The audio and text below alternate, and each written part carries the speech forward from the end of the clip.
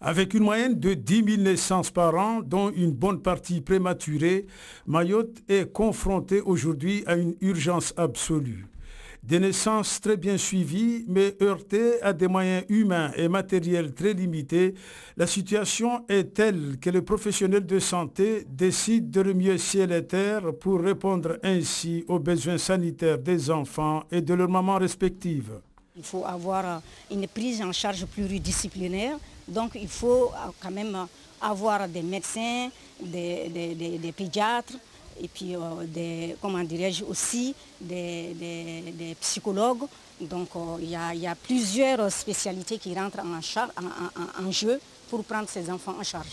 Il n'y a rien de frustrant qu'à l'hôpital de s'occuper d'un très grand prémat, par exemple, qui naît avec 700 grammes, et qu'ils sortent de l'hôpital après 2-3 mois de surveillance, de réanimation, et qu'à la sortie, les parents se trouvent démunis, ils ne savent pas où aller, s'il est malade, quand il commence à avoir un handicap se met en place, ils ne savent pas où s'orienter. Donc nous devons absolument réfléchir et structurer là-dessus.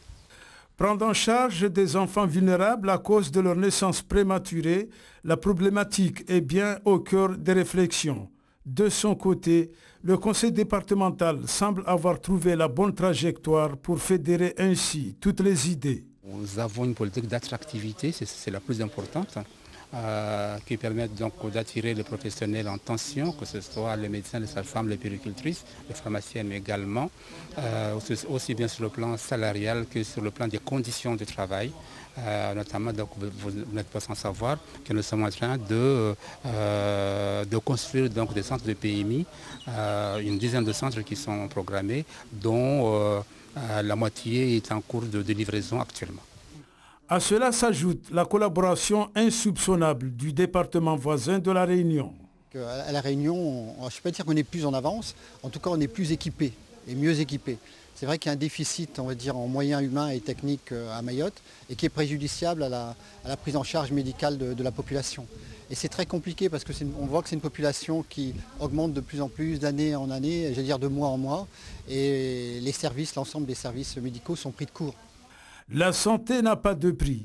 Et c'est avec une telle devise, une telle vision que ces différents acteurs venus de la métropole, de La Réunion et ceux qui opèrent sur place vont chercher à densifier leurs actions pour asseoir une meilleure prise en charge des mamans et de leur progéniture.